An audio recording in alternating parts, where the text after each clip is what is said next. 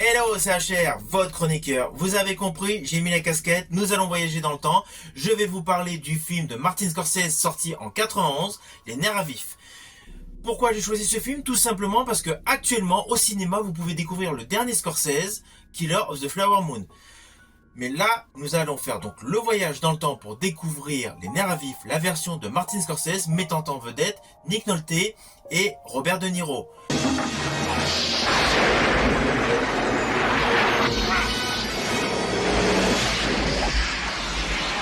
Si tu aimes cette vidéo, pense à la partager. Si tu aimes cette vidéo, pense au petit pouce.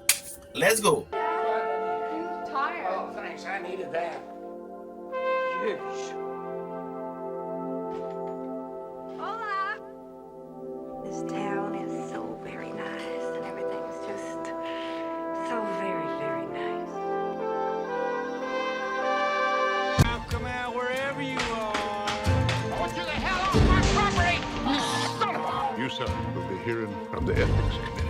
We got this freaking psychopath in our faces. I mean, who knows what's true and what isn't? I didn't let him out! I didn't let him out! It would be unethical of me to advise the citizens. Maybe I'm a big bad wolf. Do you mind if I put my arm around you? Alors l'histoire est la suivante. Nous avons à la sortie de prison un prédateur sexuel, donc Max Cady, interprété par Robert De Niro, veut à tout prix se venger de son avocat, interprété par Nick Nolte, donc dans le personnage de Sam Bowden, car il estime que celui-ci n'a pas fait le job de manière correcte. Il le soupçonne même d'avoir caché certains éléments à la police. C'est le postulat de base de ce film. Alors la réalisation de Martin Scorsese est radicalement différente de tout le reste de sa filmographie.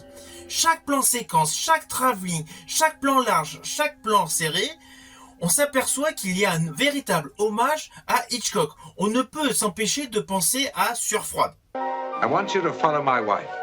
I'm afraid some harm may come to her. This was what? Your wife's grandmother? Great-grandmother.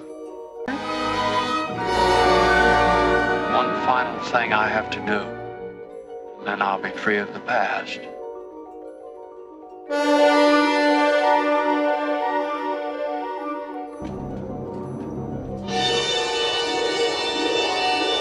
La mise en scène est particulièrement réussie. Il y a vraiment une montée d'adrénaline, une montée en pression à chaque fois qu'il y a un plan où on découvre Robert De Niro. Et même lorsque De Niro n'est pas devant la caméra de Scorsese, le fait de la peur, de l'angoisse qui monte chez Nick Nolte, le personnage donc Sam Bowden, cela confère au film une tension supplémentaire. Il y a une véritable montée d'adrénaline au fur et à mesure du déroulé de l'histoire. Histoire assez classique, assez banale sur le fond. Un homme sorti de prison veut se venger de son avocat qui n'a pas fait son job, selon lui. Ce qui est pourtant légitime du côté de l'avocat, car il avait compris qu'il c'était un vrai prédateur sexuel, le fameux Max Cady. Mais bon, ce postulat scénaristique étant simple, certes, mais il est efficace. Et la mise en scène de Martin Scorsese, elle est efficace, elle est redoutable. On a vraiment l'impression d'être dans un film d'Hitchcock, avec une modernité, une mise en scène magnifique. Alors il ne faut pas oublier concernant l'histoire que le film Les Nerfs à vif de Scorsese de 91 est en fait un remake du film de Jack Lee Thompson de 1962 avec Robert Mitchum et Gregory Peck.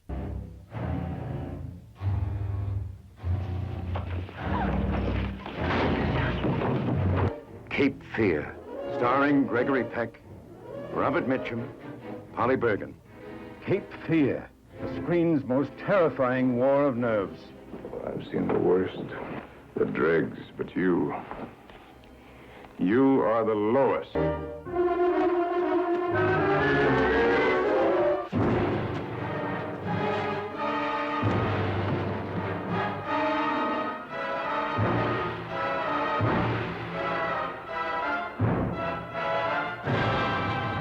Cette version de Jack Lee Thompson de 1962 est elle-même une adaptation du roman de John MacDonald. Alors, dans le film de Jack Lee Thompson, nous avions donc Gregory Peck et Robert Mitchum et Gregory Peck qui font eux-mêmes une apparition dans le film de Martin Scorsese. Mais ce qui est amusant, c'est que Gregory Peck dans l'original, qui était la victime, l'avocat, là joue le rôle de l'avocat de De Niro. Et Mitchum, qui était donc Max Cady, le psychopathe, on va dire, joue le rôle d'un lieutenant de police qui va essayer d'aider le personnage de Nick Nolte. C'est un petit clin d'œil amusant. D'ailleurs, dans le film, il y a de nombreux clins d'œil par rapport à des séquences d'Hitchcock, et notamment, je pense, à la séquence de Psychose. Psychose, au moment où Max Cady, donc le personnage donc, de Robert De Niro, s'habille de la même manière dans le bateau vers la fin du film. Ce qui accentue l'effet frayeur. De Niro est implacable. Alors, la réalisation de Cape Fear version 91 de Martin Scorsese, à la base n'était pas destiné à Scorsese, c'était destiné à Steven Spielberg. Steven Spielberg qui a convaincu Martin Scorsese de prendre sa place, mais de ce fait, Steven Spielberg a assuré la production via sa société de production Amblin Entertainment, que vous connaissez tous forcément avec E.T., Amblin Entertainment. Alors concernant la distribution du film, Nick Nolte et Robert De Niro sont de parfaits antagonistes, et dans ce film, Robert De Niro est vraiment implacable, impitoyable, machiavélique. Il est mais extraordinaire dans ce rôle. Alors oui, il a fait de nombreuses collaborations avec Martin Scorsese, notamment Les Affranchis, Good shot. What do you want from me? Taxi Driver et bien évidemment Casino. Bon, ils ont eu de nombreuses collaborations. Mais là, dans ce film, Robert De Niro est radicalement différent de tout ce qu'il a pu faire avec Scorsese. Nick Nolte est criant de vérité, et à ses côtés, nous retrouvons Jessica Lange. Jessica Lange, qui pour beaucoup a marqué la mémoire pour son interprétation dans King Kong.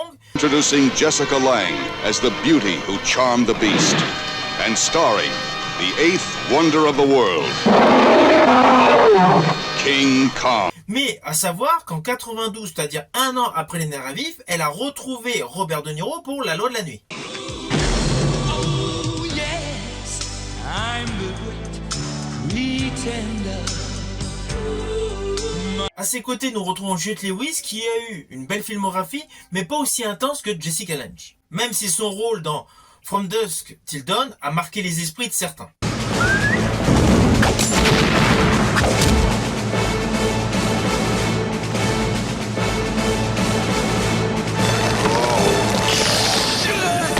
Harvey Keitel, George Clooney, Quentin Tarantino, Juliette Lewis.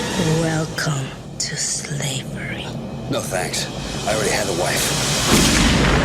From Dusk Till Dawn. Alors tout à l'heure, je vous ai dit que ce film de Martin Scorsese, donc Cape Fear de 91, avait une ambiance très Hitchcockienne.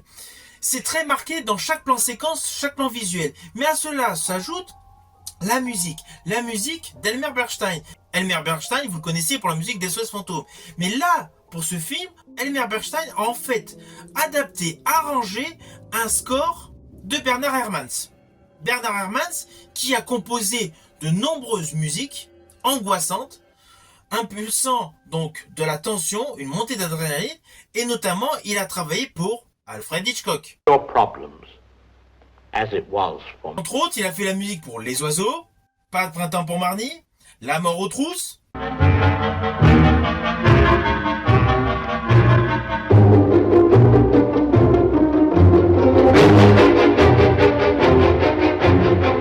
Bien évidemment Sueur froide, et pour sa composition la plus connue, celle qui est devenue mais vraiment une partition culte, celle de Psychose.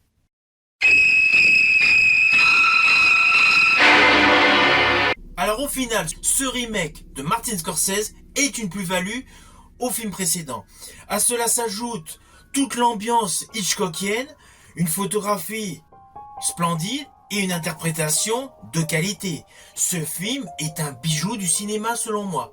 C'est un film incontournable parmi la filmographie de Martin Scorsese. J'espère que vous aurez envie de le découvrir. Actuellement, vous pouvez le découvrir sur Prime Video, d'ailleurs les deux versions, celle de 62 et celle de 91. Vous pouvez également les trouver en support physique, DVD ou Blu-ray. Ce sont des films à découvrir si vous ne les connaissez pas, et pour ceux qui les ont vus jadis, c'est un pur plaisir de les redécouvrir. Je vous dis à bientôt pour une prochaine chronique.